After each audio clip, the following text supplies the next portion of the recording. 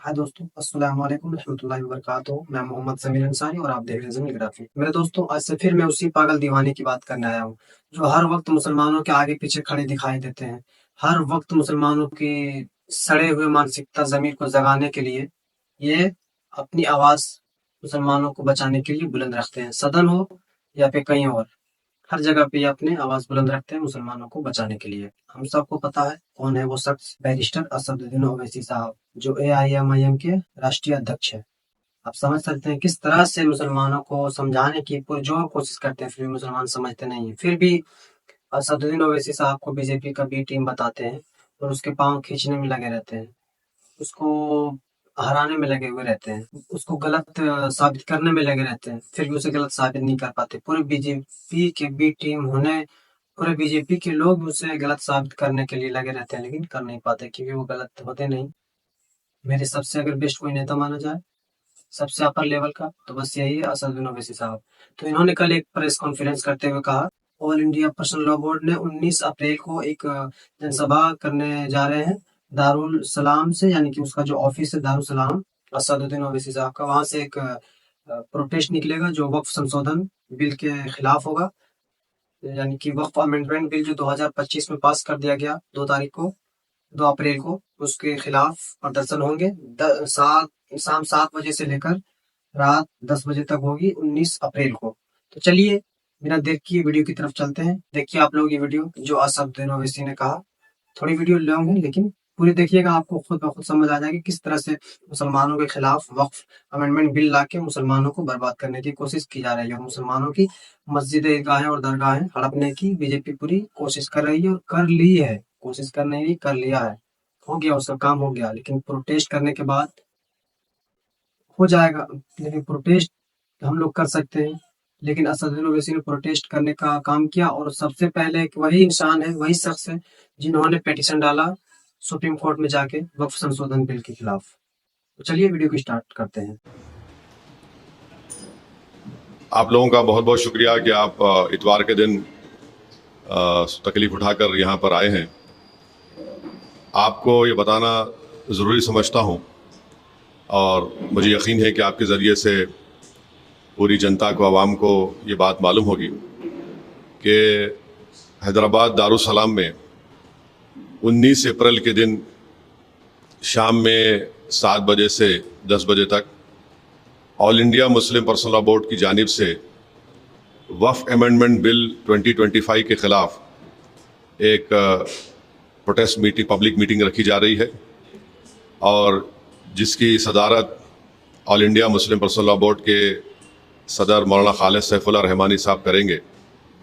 और इस protest public meeting में जो all India Muslim personal law board की तरफ से की जा रही है, उसमें तेलंगाना और आंध्र प्रदेश के मुस्लिम पर्सनल लॉ बोर्ड के मेंबर्स, तेलंगाना और आंध्र प्रदेश के बड़े बड़े मुस्लिम ऑर्गेनाइजेशंस जिसमें जमीयतुल उलमा भी है, जमात इस्लामी भी है और मशाइखीन इस प्रोटेस्ट पब्लिक मीटिंग में हिस्सा लेंगे। उलमा इकराम इस पब्लिक मीटिंग में हिस्सा भी लेंगे और अपनी स्पीचेस और अपने खिताबात के ज़रिए आवाम को बताएंगे कैसा ये वक्फ अमेंडमेंट बिल वक्फ के मुफाद में नहीं है। और साथ ही साथ हमारी ये कोशिश भी है कि जो पार्लियामेंट वक्फ कमेटी के मेंबर्स हैं, हम उनसे भी बात कर रहे हैं और अगर उनका शेड्यूल परमिट करता है तो वो भी आकर 19 अप्रैल के दिन, 19 अप्रैल के दिन जो ये पब्लिक मीटिंग होने जा रही है उसमें हिस्सा लेंगे। 19 अप्रैल के दिन मगरिब की नमाज बाजमात दारुसलाम के ग्राउंड में अदा की जाएगी। उस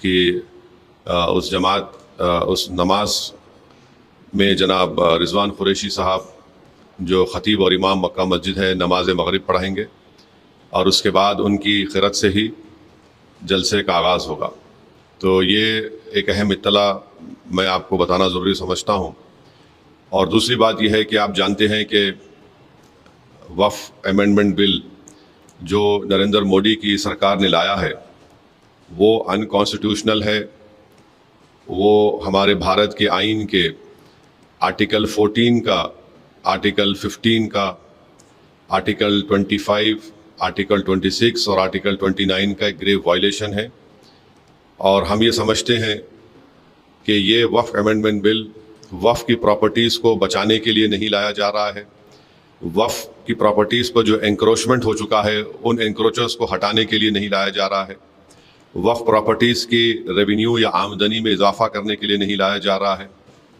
ना ही ये मुसलमानों के मुफाद में है, बल्कि ये तमाम अमेंडमेंट्स जो किए गए हैं बीजेपी और एनडीए के सपोर्टिंग पार्टीज़, चाहे वो टीडीपी हो, जेडीयू की नीतीश कुमार हो, चंद्राबाबू नायडू हो, चिराग पासवान हो, जयंत चौधरी हो, मांझी साहब हो या फिर कुमारास्वामी हो, तो इनकी सपोर्ट से बीजेपी ने एक काले कानून को बनाया है।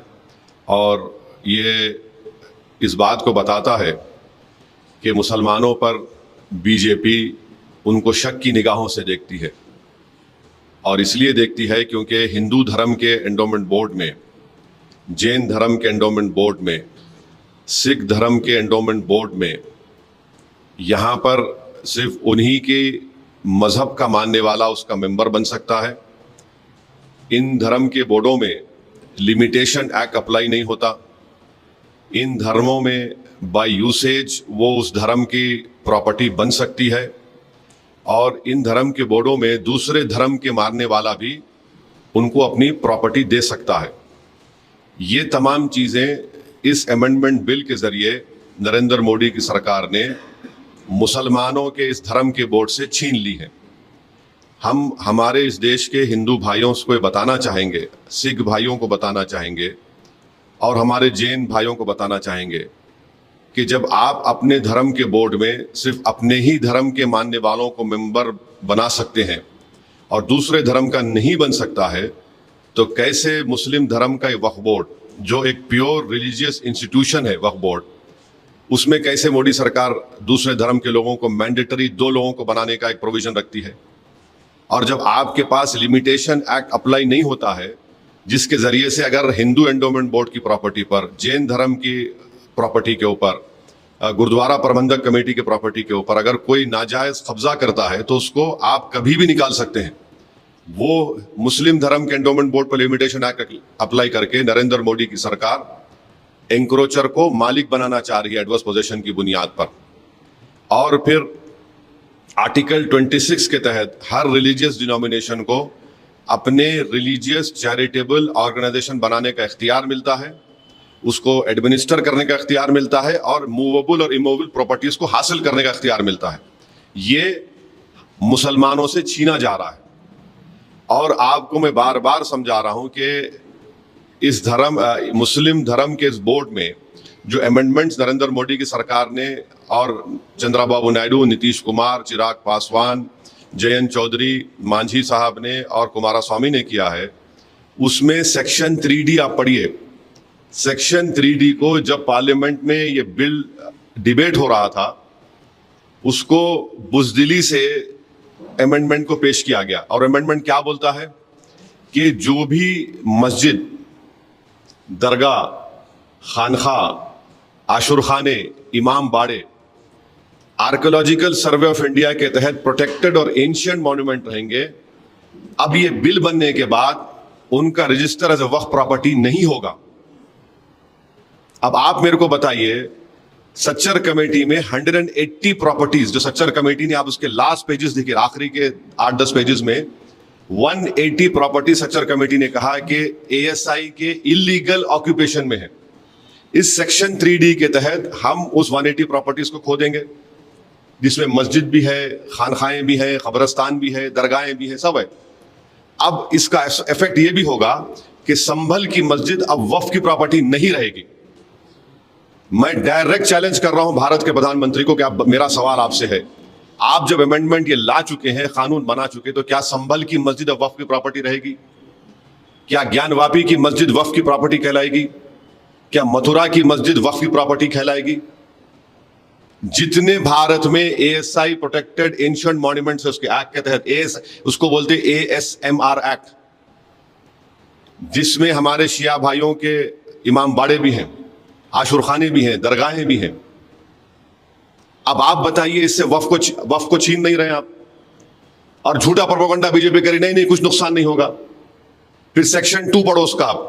सेक्शन 2 में लिखा गया कि इस एक्ट से पहले जो ट्रस्ट थे जिनका मकसद वफ की तरह हो, और इस एक्ट के बाद जो ट्रस्ट हैं जिनका मकसद वफ की तरह, वो ट्रस्ट में रहेंगे। वो क्यों लाया गया? वो इसलिए लाया गया, अमित शाह पार्लियामेंट में बोले कि हम ये सेक्शन 2 को इसलिए लाए क्योंकि हमारे बोरा मुस्लिम भाइयों को इससे फायदा हो सके। वो भी उनको धोखा दिए बोरा मुस्लिम भाइयों को, उस प्रोविजन में बोरा का जिक्र ही नहीं है।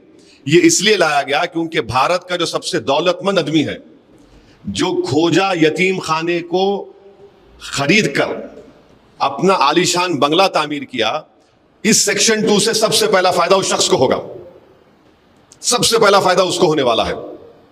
दूसरा, इस बिल में यह कहा गया कि अगर वक्फ बाय, बीजेपी प्रोपेगेंडा कर रहे हैं, नहीं वक्फ बाय यूजर नहीं है, वक्फ बाय यूजर है, परेशान मत हो, क्यों हो रहे हैं, वो ऐसी झूठ बोल रहा है। देखिए, हिंदू धर्म में by usage, temple by usage, मठ बाय यूसेज उस धर्म की प्रॉपर्टी बन जाती है। और हिंदू धर्म के जो बहुत बड़े जूरिस्ट है, उनका नाम है बी.के. मुखर्जी। बी.के. मुखर्जी एक जज थे, और बी.के. मुखर्जी की किताब में क्लियरली लिख दिए कि हिंदू धर्म में बाय यूसेज वो उस डीटी की या मूर्ति की या उस मंदिर की प्रॉपर्टी या मठ की प्रॉपर्टी बन सकती है। अब मोदी सरकार जो है इतना गंदा काम किया है, मैलेफाइड है, कि ये बोल रहे हैं कि अगर वक्फ बाय यूसेज रहेगा, मगर अगर डिस्प्यूट होगा या फिर गवर्नमेंट प्रॉपर्टी होगी तो वक्फ बाय यूसेज नहीं होगा। अब मैं अगर वक्फ मेरी प्रॉपर्टी है, मैं अपनी गवर्नमेंट के खिलाफ अगर वक्फ बाय यूसेज को इस्तेमाल नहीं करूंगा तो किसके खिलाफ इस्तेमाल करूंगा? डिस्प्यूट क्या है? डिस्प्यूट कोई भी क्रिएट कर देगा, कोई भी जाके बोल देगा मेरी प्रॉपर्टी है, तो जब वक्फ बाय यूज खत्म हो जाएगा। और बार बार आपसे कह रहा हूं, यह सरकार झूठ बोल रही है। राम मंदिर के जजमेंट में, बाबरी मस्जिद राम मंदिर जजमेंट में सुप्रीम कोर्ट ने कहा वक्फ बाय यूज होगा, बाज़ाब्ता उन्होंने बताया कि उसका एविडेंस ये होगा, उसका पोजीशन होना चाहिए। वक्फ बाय यूज को सुप्रीम कोर्ट ने बाबरी मस्जिद राम मंदिर में अपहेल्ड किया है, और यह सरकार उसमें बोल रही कि नहीं डिस्प्यूट और गवर्नमेंट प्रॉपर्टी होगा। तो सच्चर कमेटी में दिल्ली के 120 प्रॉपर्टीज जो गवर्नमेंट के कंट्रोल में है, सच्चर ने कमेटी ने कहा कि under the illegal occupation of the government, Delhi government, this should be return to the Delhi वक्फ बोर्ड, दिल्ली वक्फ बोर्ड वापस करना चाहिए। और सच्चर कमेटी ने कहा कि उस 120 सिर्फ दिल्ली के प्रॉपर्टीज की 2007 में मार्केट वैल्यू 8,000 करोड़ रुपए, 8,000 करोड़। अब जब ये वक्फ बाय यूज का प्रोविजन आएगा, लॉ बन गया, 120 प्रॉपर्टीज चले गए मेरे, जिसमें दरगाहें भी हैं, जिस पार्लियामेंट के सामने की मस्जिद है, जिसके इमाम रामपुर के मेंबर ऑफ पार्लियामेंट मौलाना मुहिबुल्लाह साहब हैं, वो चले गए। अब कल गवर्नमेंट बोले नहीं मस्जिद तुम्हारी नहीं, हमारी प्रॉपर्टी है, लगा दिए, तो उसमें तो खत्म ही हो गया। अब दूसरा यह है कि अगर मैं जाकर एएसआई के मॉन्यूमेंट से, मेरे जो सच्चर ने कहा, मैं जाके बोलूंगा गवर्नमेंट ने बिल में क्या किया कि गवर्नमेंट का डेफिनेशन जो होता है उसको इतना इलाज कर दिया कि उसमें पब्लिक सेक्टर अंडरटेकिंग्स भी आ गए। अब मैं जाके बोलूंगा भाई मेरी है, तो बोलेंगे हम वक्फ बाय यूज खत्म कर दिया, आपके डॉक्यूमेंट नहीं है।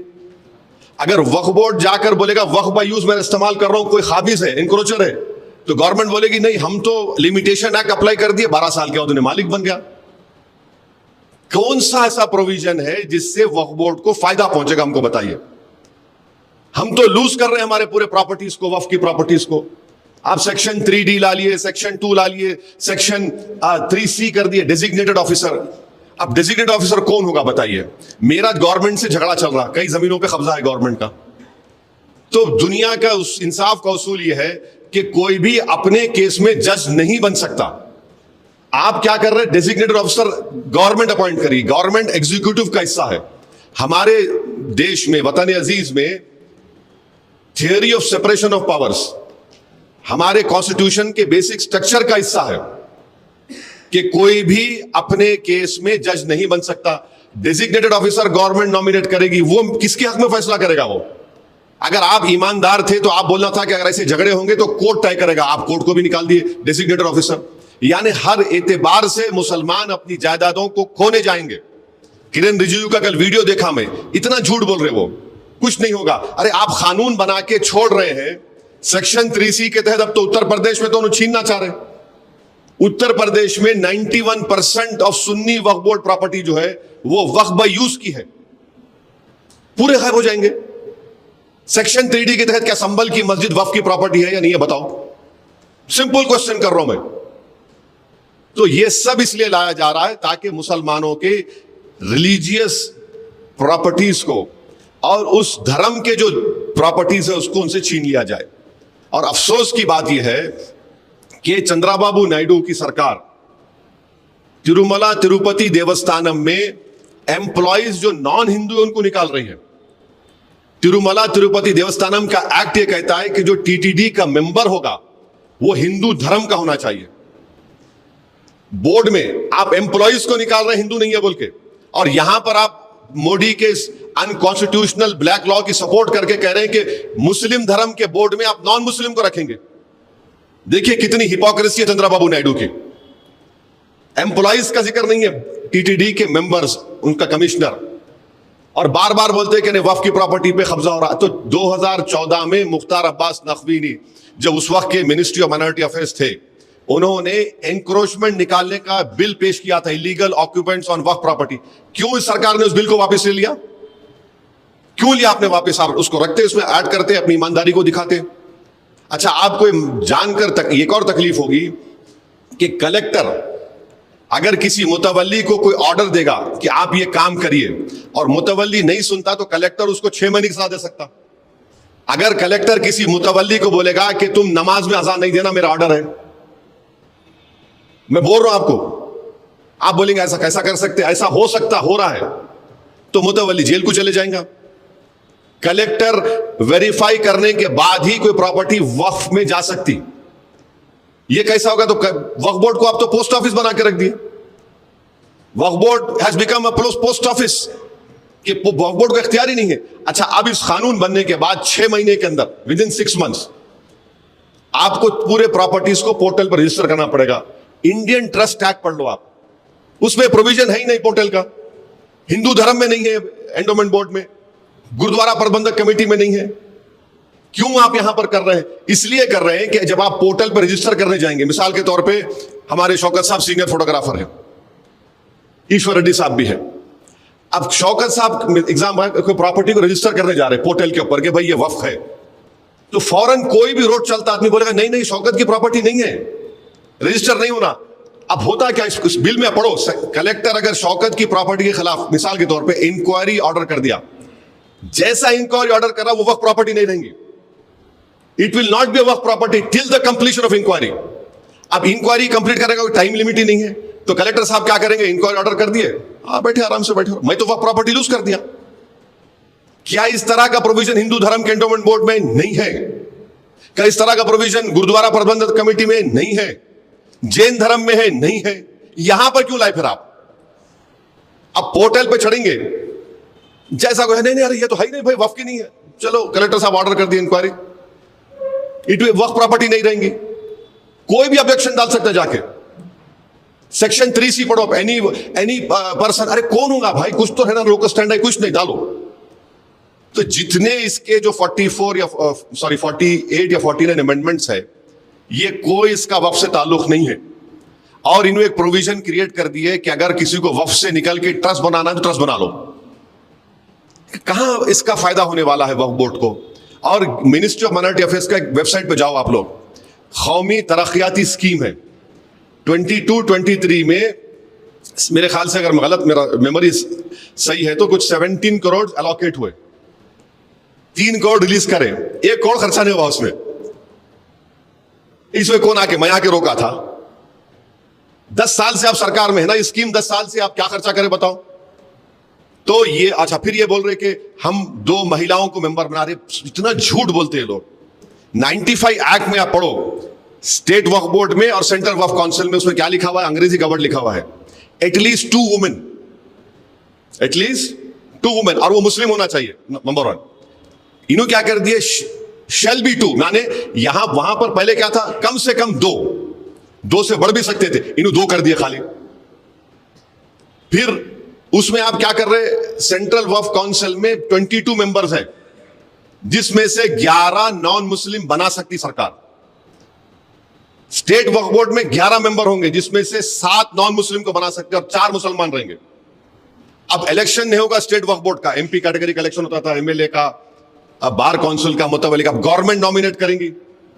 अब जब गवर्नमेंट नॉमिनेट करेंगी, क्यों करेंगे, प्रोविजन क्यों लेके आए, जब नॉमिनेट करेंगे तो वक्फ बाय यूज है, कोई काबिज है, समझे आप। तो गवर्नमेंट जब बोलेंगे नहीं ये वक्फ बाय यूज खत्म हो गया, ये गवर्नमेंट प्रॉपर्टी हो गई, एनक्रोचर मालिक बन गया, गवर्नमेंट जब कलेक्टर है फैसला लेंगे तो ये वक्फ बोर्ड सब खाली गूंगे अंधे बन के जी हुजूर बोलेंगे। नॉमिनेट ये लोग करेंगे ना, नॉमिनेट को ऐसे लोगों को नहीं करेंगे जो ईमानदारी से काम करेंगे, जो उनको थाली बजाएंगे, जो उनके सामने लेट जाएंगे, उनको ही बनाएंगे ना। तो इसीलिए नॉमिनेशन लेके आ रहे स्टेट वक्फ बोर्ड में और सेंट्रल वक्फ काउंसिल में। आप ये बताइए कि अगर कोई प्रॉपर्टी रजिस्टर हो गई वक्फ बोर्ड में, और एक अमेंडमेंट बता रहा हूं, तो उसको चैलेंज करने का टाइम 1 साल का है। इन्हों क्या कर दिए, 2 साल कर दिए, माने लड़ते रहो। और एक झूठ जो गवर्नमेंट बीजेपी बोल रही कि नहीं वक्फ ट्राइब्यूनल के जजमेंट के खिलाफ कोई कोर्ट को नहीं जा सकता था। आप सुने होंगे कोर्ट को नहीं जा सकते, कैसे, कितना झूठ बोल रहे। भारत में 14 या 20 ऐसे ट्राइब्यूनल है, चाहे जिसमें मशहूर इनकम टैक्स ट्राइब्यूनल, एनजीटी का ट्राइब्यूनल, रेलवे क्लेम्स ट्राइब्यूनल, आपके ऐसे 14-15 ट्राइब्यूनल है जिसके जजमेंट के खिलाफ आप हाई कोर्ट जा सकते, मगर रिव्यू पिटीशन डाल सकते, रिव्यू पिटीशन। और जब हाई कोर्ट जाता तो हाई कोर्ट पूरा रिकॉर्ड देख सकता।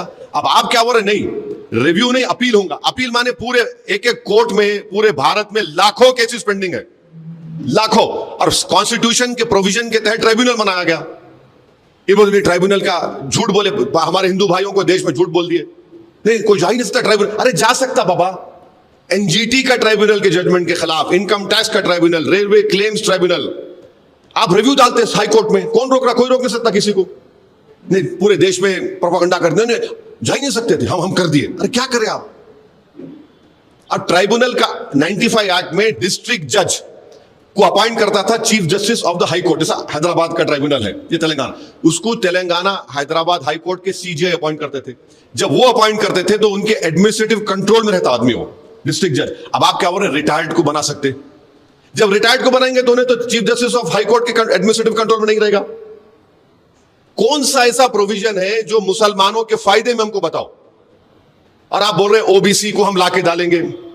अरे भाई साहब, जिस पार्टी में 2014, 2019, 2024 में कितने मुसलमान जीत के आपके पास बताओ। अब तो 240 में चंद्राबाबू नायडू की पार्टी, नीतीश कुमार की पार्टी, चिराग पासवान की पार्टी, जयंत चौधरी की पार्टी और मांझी की पार्टी, कुमारास्वामी की पार्टी, एक मुसलमान नहीं है इनके पास। और इन्हों चले हम मुसलमानों की मोहब्बत में काम करें, एक मुसलमान मिनिस्टर नहीं है आपके पास। कौन सा मुसलमानों की मोहब्बत में आप काम करने जा रहे हैं।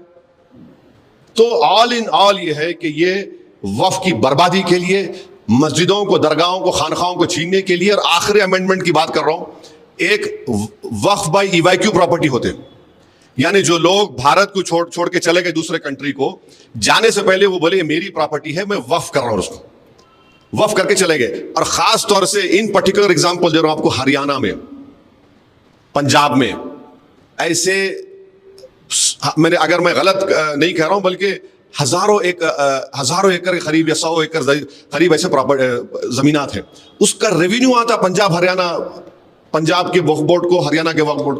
अब वो प्रोविजन को ओमिट करके आप क्या बोल रहे, कस्टोडियन उसका टेक केयर करेगा। तो वक्फ से निकल गई ना प्रॉपर्टी, वक्फ से निकल गई प्रॉपर्टी। वो क्यों करे आप, वो किसको रियल एस्टेट को फायदा पहुंचाना चाह रहे, बताओ आप। ये ऑल इन ऑल है, मैं इतना लंबा और बोल सकता हूं, मगर जो बेसिक, जो अहम अमेंडमेंट जो गवर्नमेंट करी है, जिससे वक्फ को बर्बाद करने की पूरी कोशिशें की जा रही है, हम इसके खिलाफ एहतजाज कर रहे हैं।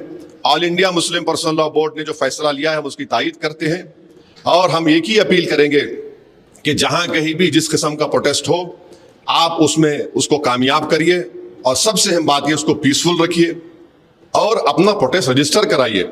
हम अभी भी हम देश के प्रधानमंत्री से ये अपील कर रहे हैं कि आप इस पर गौर करिए। आप ये कानून सिर्फ भारत के संविधान के खिलाफ भी बना रहे हैं और अपनी आइडियोलॉजी को इस देश पर मुसल्लत कर रहे हैं। आपकी आइडियोलॉजी तो इंडियन नेशनलिज्म होनी चाहिए, आपकी आइडियोलॉजी तो संविधान होना चाहिए। जब हिंदू धर्म के लोगों के लिए, सिख धर्म के लोगों के लिए जो चीज अच्छी है वो मुस्लिम धर्म के लोगों के लिए खराब कैसे हो जा रही है, हमको बताइए। ये हमको आपको इत्तला देना था। अगर आपके कोई सवालात है तो आप बारी बारी से मुझसे पूछ सकते, मैं इंशाल्लाह कोशिश करूंगा उसका शॉर्ट में जवाब देने के लिए। हाँ, अमित शाह अपनी स्पीच में और पार्लियामेंट की जो वफ कमेटी है उसकी रिपोर्ट में लिखा गया कि ये प्रोविजन हम बोरा कम्युनिटी के लिए ला रहे हैं, सेक्शन 2 का, मगर उस प्रोविजन में उनका नाम ही नहीं है ना मैडम। उनको धोखा दे दिया आप। क्योंकि देखिए, बोरा जो मुस्लिम होते हैं उनके जो स्पिरिचुअल हेड होते उनको वो दाइल मुतलक कहते, तो उनके जितने वफ प्रॉपर्टीज होते उसमें मुतवली नहीं होता, सिर्फ उनके दाइल मुतलक माने उनका जो जैसा मुफद्दल साहब है वो ही हो सकते।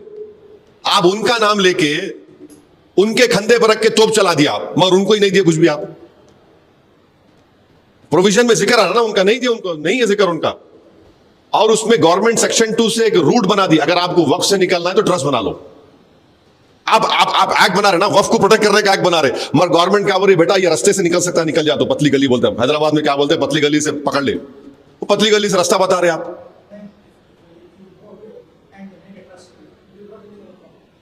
They are saying if you create a trust now, you can come out of वक्फ। अब आप बताइए, is this in the interest of Waqf? आप पूरा बाजा बजा रहे हिंदू भाइयों में जाके, और हम ऐसा कर दिए। अरे तुम रास्ता बता रहे निकलने का, तुम कैसा रास्ता बनाते हैं ट्रस्ट का? एक मिनट, आप पूछिए ईश्वर क्या कहा। देखिए, मैं वेस्ट बंगाल गवर्नमेंट का स्पोक्स पर्सन नहीं हूं ईश्वर रेड्डी साहब, अनफॉर्चुनेटली। नहीं, मैं सुनिए, मैं किसी गवर्नमेंट का भी स्पोक्स पर्सन नहीं हूं। मैं अपनी पार्टी की तरफ से ये बात करने के लिए आया हूं, और वेस्ट बंगाल की जो सरकार है उनके पास कॉम्पिटेंट लोग हैं, और मुझे यकीन है कि वो कॉम्पिटेंट लोग आपके सवाल का बेहतरीन जवाब दे सकते हैं। और आपको सिर्फ एक टेलीफोन कॉल करना है उनको, आप कॉल करो, बोल देते आप। हाँ हाँ हाँ, एक बात सुनिए, मेरे को मालूम था आप पूछेंगे बात, क्योंकि आपने आपके ऊपर के लोग बोले आपको, मेरे कहीं जा रहे तो पूछो बोल के। हम ये पूछ रहे कि जो डेमोलिशन हो रहा बुलडोजरों से, कभी उसका भी तो चला दो तुम्हारे चैनल पे। अरे कहां चला है बाबू? एक पूना महाराष्ट्र में एक गरीब की झोपड़ी थी, इंडिया पाकिस्तान का क्रिकेट मैच हुआ, कोई झूठा इल्जाम लगा दिए कि वो एक 14 साल का बच्चा को नारा लगाया, उसको बुलडोजर लगा के तोड़ दिए। अभी उसका भी तो पूछ लो प्यारे। वायलेंस को हम कंडेम करते आए, कंडेम करते रहेंगे। मैं अभी आपको बोला कि प्रोटेस्ट होना मगर पीसफुल होना, किसी भी किस्म का वायलेंस जो होगा वो कंडेमनेबल है। वायलेंस नहीं होना चाहिए, पीसफुल प्रोटेस्ट होना चाहिए।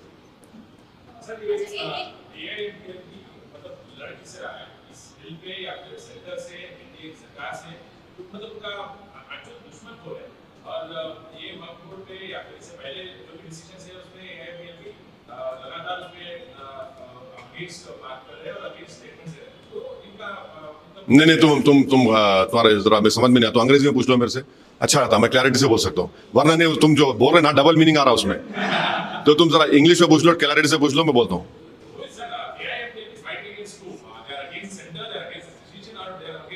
Just hold on. हाँ? Where? No. See, you are trying to enlarge an issue. All India Muslim Personal Law Board has taken a decision to protest against this black unconstitutional Waqf amendment law that has been made by the Narendra Modi government. That is the decision that has been taken, and they have called for protest till Bakrid. And then on 22nd of this month, let me check the exact date. On the 22nd of this month, in Talkotora Stadium also, there is going to be a protest meeting. And to answer your question, who made this law? It is the government of India, the Prime Minister's government, Narendra Modi government has made this law. So we are protesting against this government also. Amma, could...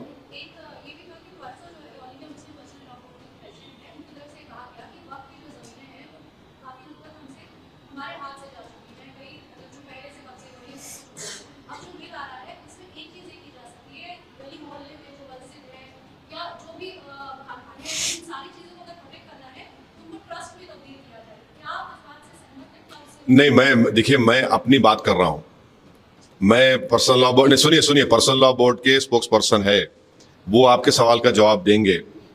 मैं अपनी बात कर रहा हूं। मैं parliament में जो बोला हूं और पार्लियामेंट की जो जॉइंट वर्किंग कमेटी में जो हमारे डिलिब्रेशंस हुए, जो हम अपनी बात को रखे, और मेरी जो डिसेंट रिपोर्ट है जो 122 पेजेस के ऊपर मुश्तमिल है। My dissent report is publicly available. I would request each and every right thinking Indian to please read it. उसको पढ़िए आप। मैं यकीन जानिए, आप उसको पढ़ेंगे तो मुझे यकीन है कि आपके दिलों में जो शक और शुबा है, जो सस्पिशंस है, जो गलत फहमियां हैं, वो क्लियर हो जाएगा। और ये बार बार बीजेपी बोलती है, अरे नहीं, ये लोग तो जहां दस्ती रखे इनकी वक्फ हो जाती। कोई होता क्या ऐसा? बोलिए आप। दस्ती रखे तो वक्फ क्यों जाती?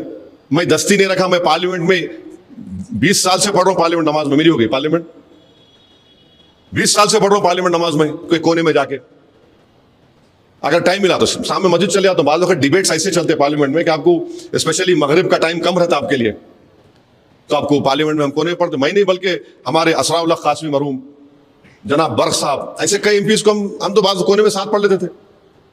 क्योंकि आप जब अपने घर से दूर जाते हैं तो सफर की नमाज होती है, खसर बोलते हैं, कम नमाज छोटी हो जाती हो, तो मेरी हो जाती पार्लियामेंट। तो कोई समझने की बात तो होना ना। और ये आप बोल रहे हैं आपकी प्रॉपर्टी वफ कर सकते। आपकी प्रॉपर्टी वफ हुई ना। आप एएसआई कब बना? एएसआई कब बना? 1880 में एएसआई बना ना। अब मक्का मस्जिद जब बनी, एएसआई था क्या वहां पे? चार मीनार जब बना, जब एएसआई था क्या? लाल किला जब बना, एएसआई था क्या? कुतुबशाही मस्जिदें अपने हैदराबाद में, ईश्वर साहब देखे, जब एएसआई था क्या? वो क्या था? वक्फ बाय यूसेज है, बाय यूसेज वक्फ है वो। आज आप बोल रहे नहीं एएसआई में आ गया तो मेरी हो जाती, वक्फ की रहती। ये तो नाइंसाफी है ना। ये तो अब छीन रहे मुझसे आप मेरी प्रॉपर्टी को। संभल का केस चल रहा, पूरा संभल का केस चल रहा।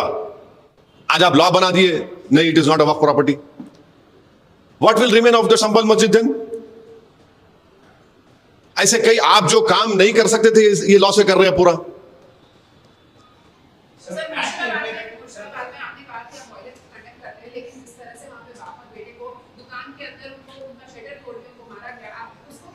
मैडम, चाहे पीलू खान हो, इखलाक हो, अतीक अहमद हो, मुख्तार अंसारी की मौत हो, चाहे कहीं भी मॉब लिंचिंग होती हो, चाहे मुर्शिदाबाद के उस बाप बेटे को मारा गया हो, और फिर एक पुलिस फायरिंग के आप क्यों नहीं बोल रहे, एक मुसलमान मरा उसमें? आप बोलो ना, पूरा बोलो ना मैडम। 2 लोग ऐसा मरे, पुलिस फायरिंग में मुसलमान मरा। हम हर वायलेंस को कंडेम करते हैं, बल्कि हम तो नाथुराम गोडसे जो करा उसको भी कंडेम करते हैं। इस देश का सबसे पहला आजाद हिंदुस्तान का टेररिस्ट था तो नाथुराम गोडसे था। और इस देश में पिछले 10 साल में तो 11 साल में तो मुसलमानों के खिलाफ नफरत को इंस्टीट्यूशनलाइज कर दिया गया है। इंस्टीट्यूशनलाइज कर दिया गया है। अब हमको ये बात समझ में नहीं आ रही कि आप लोग इतनी देर से कोई ये सवाल नहीं कर रहा कि ज्योतिबाई फूले के ऊपर पिक्चर बन रही है, और उस पिक्चर में ये फैक्ट है कि दलितों के ऊपर जुल्म हुआ, हो रहा है और होता रहेगा। उस जमाने में ज्योतिबाई फूले और सावित्रीबाई फूले जब अपनी तहरीक का आगाज किए थे, तो उस जमाने में दलित जो है अपने इस सीने के सामने एक क्ले पॉट को लगा के और अपने पीठ के पीछे एक झाड़ू को लगा के, ताकि जब वो चलता था तो अपर कास्ट के लोग जो थे वो ये बोलते थे कि तू हमारी जमीन पर नहीं चला ना, थूकना। तो नहीं थूकता था बेचारा तो अपने उस क्ले पॉट में, और पैरों के कदमों को अपनी झाड़ू से साफ करता था। उस सीन को निकालो बोल रही गवर्नमेंट ऑफ इंडिया। ये यानी नरेंद्र मोदी हर पिक्चर को प्रमोट करते, क्यों नहीं पिक्चर को प्रमोट कर रहे ज्योतिबाई फूले के पिक्चर को? हिस्टोरिकल फैक्ट है ना ये, कि अपर कास्ट के लोग उस जमाने के दलितों को बोलते तुम हमारी बस्ती में आ रहे तो अपने गले में क्ले पॉट रखो और पीछे झाड़ू लगा के, ताकि तुम्हारे कदमों के निशान मिटते जाए और तुम थूकना है तो उसमें थूको। ये फैक्ट है, ये कौन डिनाई कर सकता? फिर नरेंद्र मोदी पिक्चर प्रमोट करे ना, कौन से पिक्चरों को प्रमोट करे? ये पिक्चर को प्रमोट करो। क्यों सीबीएफसी बोल रही कि निकालो ये सीन, निकालो वो सीन, निकालो वो सीन निकालो, क्योंकि अपर कास्ट के लोगों को तकलीफ हो रही। ये कौन सा इंसाफ है बताइए आप? हम पूरे अपर कास्ट को नहीं बोल रहे, उस जमाने में जो अपर कास्ट के लोगों ने किया हम उसको बोल रहे हैं। वो फैक्ट है ना, आप उसका सवाल ही नहीं कर रहे। ये फैक्ट है, ये भी देख लो आप जरा।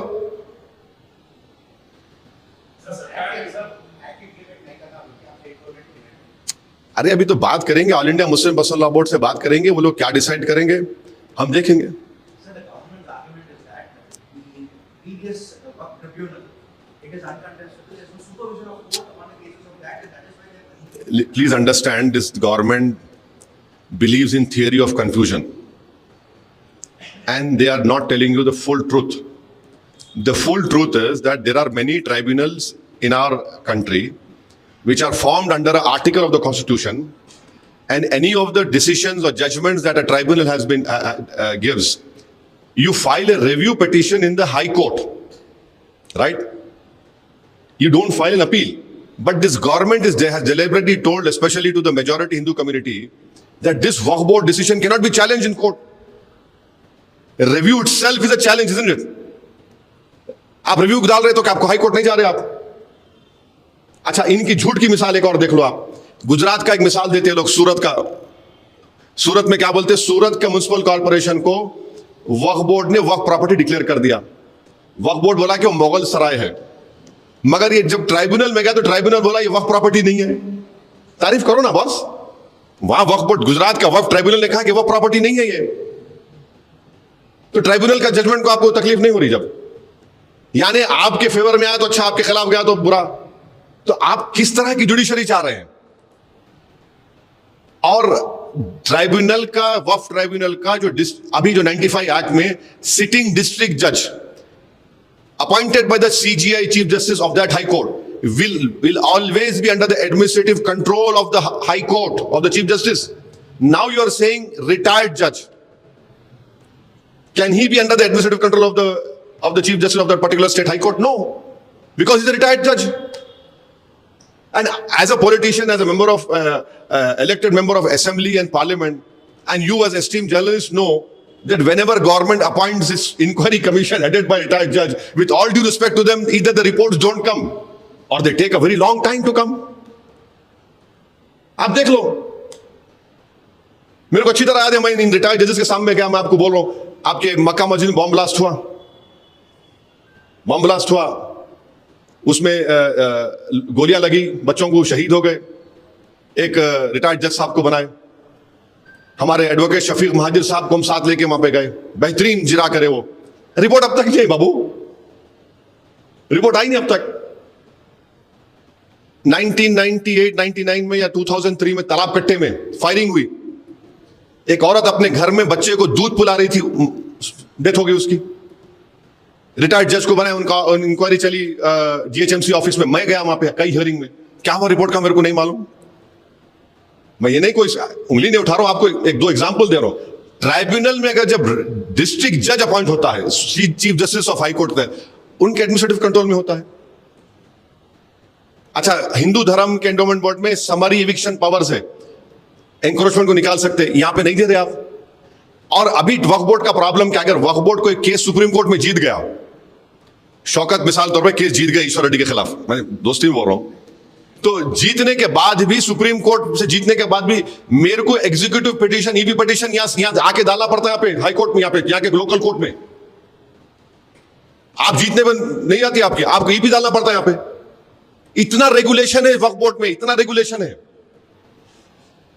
अच्छा, कैसा वक्फ होता, वक्फ कैसा होता? अगर शौकत अपनी प्रॉपर्टी दे रहे, वक्फ बोर्ड को लेटर लिखते, वक्फ बोर्ड क्या करता? सर्वे कमिश्नर का काम एक्सपर्टीज है, सर्वे कमिश्नर कलेक्टर से ऊपर है। सर्वे कमिश्नर उस जगह पे जाके सर्वे करने से पहले पब्लिक को बता, मैं जा रहा हूं यहाँ पे, प्रॉपर्टी शौकत की है नहीं है बोलो, वहां जाके सर्वे करते, डॉक्यूमेंट्स देखते, उसके बाद सर्वे कमिश्नर सेटिस्फाई तो चीफ सेक्रेटरी को लेटर लिखते, चीफ सेक्रेटरी गजेट इशू करता।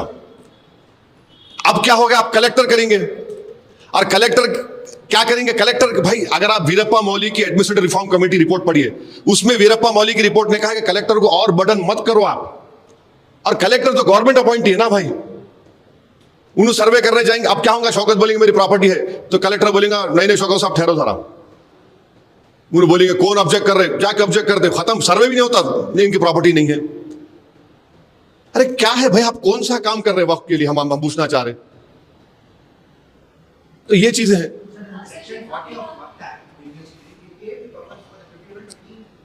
No. You listen to me. Section 40. I'll tell you the truth. You should go and read the answers given by the Ministry of Minority Affairs to the Waqf Parliament Committee. In last 30 years, Section 40 has been used in only 500 odd cases. And out of that 500 odd cases, only 8 people have gone to the court. अगर 30 साल में 500 odd cases में section 40 इस्तेमाल हुआ, जो CO के powers है, और सेक्शन 40 तमिलनाडु के हिंदू एंडोमेंट बोर्ड में भी है, तेलंगाना हिंदू एंडोमेंट बोर्ड में भी, आंध्रा हिंदू एंडोमेंट बोर्ड में भी है। जब वहां पे अच्छा है तो यहां खराब कैसा हो गया प्यारे? अच्छा क्यों खराब हुआ बोलता हूं आपको मैं। अब आप सुनो, सेक्शन 40 के तहत जब भारत के सबसे दौलतमंद आदमी ने खोजा ऑर्फनेज की वक्फ प्रॉपर्टी को खरीद लिया, तो महाराष्ट्र स्टेट वक्फ बोर्ड के 2 सीओज ने, 2 सीओज लेटर लिख के बोले कि ये वक्फ की प्रॉपर्टी है, वक्फ कैन नॉट बी एलिनेटेड, तो उनका ट्रांसफर कर दिया उन्होंने। इसीलिए सेक्शन 40 निकाल रहे। पार्लियामेंट कमेटी को आंसर दिए, आई कैन प्रूव इट, मैं लाना था आपको बता। 30 साल में 500 बार या 500 ऑड बार सेक्शन 40 इस्तेमाल हुआ, उसमें से सिर्फ 8 लोग कोर्ट को गए उसके खिलाफ, वो कामयाब है नहीं। अच्छा सेक्शन 40 क्यों जरूरी है? मुसलमानों में वक्फ और औलाद होता, वक्फ और औलाद, यानी अगर कोई मेरी वक्फ की प्रॉपर्टी है, मैं बोलता हूं कि वक्फ का मतलब क्या है? मैं अल्लाह को मालिक बना रहा हूं, ऑलमाइटी अल्लाह, यानी हिंदू बोलते हैं मैं भगवान को दान दे रहा हूं या डीटी को दान दे रहा हूं। मैं ये बोलता हूं कि मालिक तो अल्लाह रहेगा, मगर इसका जो बेनिफिशियरी आएगा वो मेरे बच्चों में डिस्ट्रीब्यूट होना। वक्फ और औलाद है, हैदराबाद में बहुत है। तो अब गवर्नमेंट क्या बोल रही है? नहीं, वक्फ और औलाद उस वक्त नहीं होगा जब अगर आप बच्ची का हक मान रहे, मार के दे रहे, बच्ची का हक मार के दे रहे। अरे भाई, अगर कोई हिंदू, कोई सिख, कोई जैन, कोई मुसलमान भगवान, अल्लाह, मूर्ति के नाम पे या गुरु नानक के नाम पे, किसी गुरु के नाम पे अपनी प्रॉपर्टी को दे रहा है, उसमें बेटा बेटी का दोस्त का क्या मामला आ रहा? मैं दे रहा हूं ना भाई, मैं दे रहा हूं, उनको दे रहा हूं, मैं अल्लाह को दे रहा हूं, मैं भगवान को दे रहा हूं, मैं ईश्वर को दे रहा हूं, उसमें बेटा बेटी कैसे आएंगे? हम भारत के प्रधानमंत्री से पूछना चाह रहे हैं, अगर प्राइम मिनिस्टर केयर फंड को कोई अपनी प्रॉपर्टी दे रहा, तो क्या उसमें बोल रहे बेटियों को हिस्सा मार के नहीं देना बोल के? पीएम केयर्स फंड में आप ये नहीं बोलते I can give anything I want, क्या उसमें प्रोविजन है उन्होंने गर्ल्स का हिस्सा मार के नहीं दे सकते? आप क्यों रोक रहे भाई? मैं अल्लाह के नाम पे दे रहा हूं ना, आप बोल रहे नहीं बच्चों का हिस्सा मार के नहीं देना। अरे बच्चों का हिस्सा कैसा जब मैं अल्लाह के नाम पे दे रहा हूं तो? अच्छा फिर अगर आपको इतनी फिक्र है बीजेपी को बेटियों की, हिंदू धर्म में एक्वायर्ड सेल्फ प्रॉपर्टीज जो होती हैं, ईश्वर रेड्डी साहब अगर आप चाहे तो अपनी जो भी आपके छोटी प्रॉपर्टी होंगी, बड़े दौलतमंद नहीं है मैं जानता हूं, आप अपनी पूरी प्रॉपर्टी अपनी एक बेटे को एक बेटी को दे सकते हैं, या उनको छोड़ के आप महल्ले में किसी को भी दे सकते हैं, उस पर कोई प्रोविजन नहीं है। या और मुसलमानों में क्या है? मुसलमानों में अगर किसी को 2 बच्चे हैं मिसाल के तौर पे, तो मैं एक को 1/3 से बढ़ के नहीं दे सकता हूं, लीगली 1/3 से बढ़ के नहीं दे सकता हूं मैं किसी को भी। रोशन साहब नहीं दे सकते आप, आपकी property you can not give more than 1/3। आप वहां पे निकलाओ ना, क्यों? वहां पे हिंदू धर्म में आप बोल रहे कि विल पावर आपका नहीं, by will you can give it. अरे आप देखते जाओ इनके जो नाइंसाफियां हो रहे हैं, ये कहां कितना टारगेट कर रहे हैं मुसलमानों को।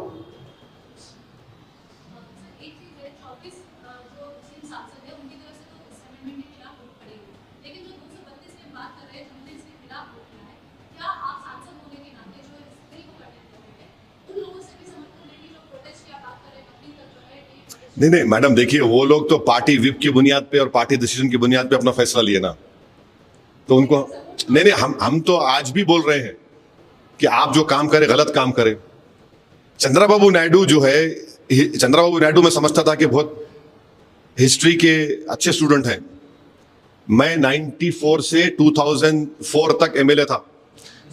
ईश्वर रेड्डी साहब के बाल काले थे, शौकत साहब के बाल काले थे, मेरे भी बाल काले थे। जब 1999 में चंद्रबाबू नायडू कुलाटी मार के, सेकंड टाइम कुलाटी मार के अटल बिहारी वाजपेयी को सपोर्ट करे। 2002 गुजरात हुआ। ईश्वर रेड्डी साहब आप मेरे को करेक्ट करना, नहीं 100 टन चावल लेके बोले मेरे को 100 टन चावल मिले, बोले नहीं बोले? आप देख लो, हजरत गूगल पे जाके देखो आप। 2002 में गुजरात को में सपोर्ट करे जब बीजेपी को। 2004 से लेके 2014 तक चंद्रबाबू नायडू पावर में नहीं थे। अब चंद्रबाबू नायडू ऐसा रॉन्ग डिसीजन लेके अपने बेटे लोकेश का फ्यूचर परेशान कर दिए। वो उन्होंने तो 70 के 76 के हो गए ना आप, हाँ 70 और 75। अरे वो बच्चे का फ्यूचर है ना बाबू साहब। आप गलती करें 10 साल, अच्छा डिवीजन ऑफ तेलंगाना आंध्रा के बाद ही पावर में आए ना आप। अगर डिवीजन नहीं होता तो आप आते नहीं थे। तो इतनी बड़ी गलती कर दी है। नीतीश कुमार बिहार का एंडोमेंट बोर्ड जाके देखो आप, 1950 का एंडोमेंट बोर्ड का कानून है, उसमें क्या बोल रहे खाली हिंदू मेंबर बन सकता। अच्छा कॉन्स्टिट्यूशन में आर्टिकल 25 में हिंदू के डेफिनेशन में हिंदू है, सिख है, बौद्ध है, जैन है। बिहार में आके क्या बोल रहा, ओनली हिंदू, यानी सिख भी नहीं बन सकता उसमें। हमारे हिंदू भाइयों को हम बोल रहे हैं कि भाई जब आपके लिए अच्छा है तो हमारे लिए बुरा क्यों है? ठीक है, आप असदुद्दीन ओवैसी से नफरत करो, रोज गाली दो मेरे को उठ के, रोज SMS करके गाली दो, मेरी फोटो को देख के थूक लो, आप जो करते करो, मगर ये तो समझो आपको ऊपर वाला भगवान अल्लाह आपको दिमाग दिया ना, सोचो आप ये आखिर ये नाइंसाफी नहीं है, डिस्क्रिमिनेशन नहीं है, तो फिर क्या है बोलिए आप? ये सौतेला सुलूक है हमारे से। Sir, seeing the Supreme Court hearing on the petition that you have. So now it is going, I cannot. No, I'm just asking. Decided to go for, why it is against the constitution. But the dispute is also there by TMC and few parties that the JPC rules were violated. Why not approach in that manner? See what happened. It's not JPC first. It was Joint Working Committee. Now, what has happened in the committee? That report has been given to the Parliament. How can the Supreme Court tell this happened in JWC? So usually, Supreme Court and courts will not interfere into the internal working of a legislature. We have theory of separation of powers. और कुछ सवाल नहीं है तो खत्म करेंगे। कुछ हाँ, कुछ नहीं है आप लोगों को। 1-to-1 नहीं होने वाला है, सुन लो आप। 1-to-1 नहीं होने, पूछना है तो पूछ लो। मैं 1-to-1 नहीं करने वाला हूँ। हम हमारे लोकल हैदराबाद के कोई आप लोग चैनल चलाते, माशाल्लाह आप लोगों का रीच बहुत ज्यादा है। बोलो, कुछ है, पूछना है तो बोलो। कहाँ सिद्दीक मैं नहीं आए?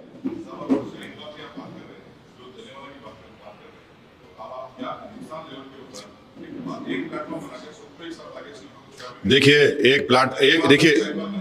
एक platform all India Muslim personal law board, जिसमें हर मकतब फिक्र के, हर मसलक के लोग, जिम्मेदार लोग उसके मेंबर हैं। यहां पर 1.5 ईंट की दीवार उठाना, मस्जिद बनाने का चक्कर नहीं है। All India Muslim personal law board हमारे लिए एक मुअज़्ज़िज़ ऑर्गेनाइजेशन है और उनका जो फैसले हुआ है हम उस फैसले की तायद करना चाहिए।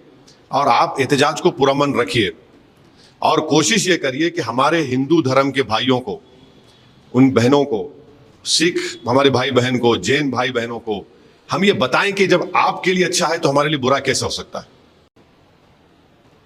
अरे कैसा होगा ऐसा अगर आप इस मुल्क को ऐसा चलाएंगे? विकसित भारत हम बनना चाह रहे, हम भी बनना चाह रहे विकसित भारत। आप विकसित भारत ऐसा बनेंगे इस देश की 18 करोड़ आबादी को इस तरह जलील और रुस्वा करके, उनके ईमान पर हमला करके, उनकी मस्जिदों को छीनने के, कैसा विकसित भारत बनेगा? हम कैसा चीन से मुकाबला करेंगे? और टैरिफ का तो देखो आप, मैं टैरिफ का सबसे पहले आदमी था, टैरिफ के बारे में बोला था। अभी टैरिफ का देखो तमाशे होने वाले हैं, कितना परेशानी होने वाली है डेयरी इंडस्ट्री को, देखो आप। अब वो बायलैटरल एग्रीमेंट होगा सितंबर तक, पहला उसका होगा, अल्लाह को मालूम क्या क्या होने वाला है।